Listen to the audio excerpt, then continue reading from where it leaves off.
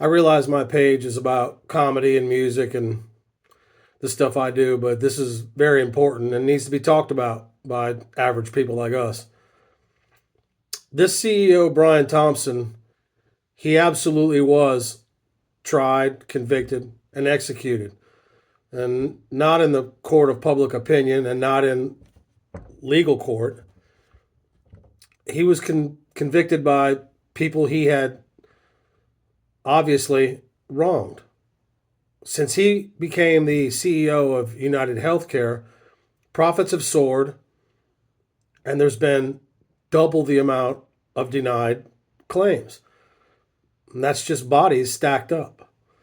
If you've ever had someone you love, your daughter, your wife, your brother, your father, and they had some sort of fast moving tumor or cancer, you can't wait 24 hours for your benefits. You need them right away. How many hundreds of thousands of lives did this guy cost people? There's no numbers, there's no counting for it. It's like trying to look up how many civilians police kill every year. There's thousands of them, but they don't keep those numbers because if you knew them, then this kind of thing would happen again.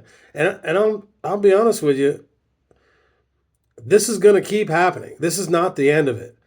And the insurance companies aren't going to make reforms because we have a problem if somebody's killing our. They're not. I wouldn't be surprised if the insurance companies retaliated and upped the prices and denied more people.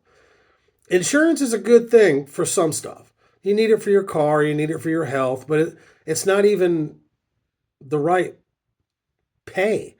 I mean, you're paying quadruple. Other countries don't pay anything for health care. And now there's gap insurance. So not only are they sticking it in you, but now that's not enough. Insurance money isn't billions every year, it's trillions. Human beings like myself can't even fathom what trillions of dollars are. This guy that was valedictorian of his high school, top of his class in college, he's a crook. He's a criminal, okay? Before the government, Biden administration, went after his company and after people like him for insider stock trading, he sold all his shares and made millions of dollars, not one or two, but over $10 million he made in his sales. Okay, that's gone. The Trump administration, there's not going to be any kind of stuff like that anymore. But Biden caught it. Their administration caught this. And the thing is this guy that got killed, this was a professional hit. This wasn't some guy upset about his mother or his father dying because he was denied. This is, I only know about stuff I've seen in documentaries and on TV, and that's not a proper depiction of what a professional hitman does. But look at it. All these clues are all pointing in different directions. That guy, he didn't drive an e-bike into Central Park just arbitrarily. This was all planned and made out. Every picture they have of him from surveillance was probably planned. This was, I don't think this was the work of one person. I think this was the work of a collective that just said, hey, we're going to knock this guy off. You know how many insurance executives now have security details? Almost all of them. Millions of dollars is spent on security for these people. That should tell you something right there, okay? Why does a guy who sells insurance need security to keep him alive? Because he's doing something inappropriate. It's not even, I'm the least educated person you'll ever meet, and I can figure that out. This was a pro hit. And there's probably going to be more.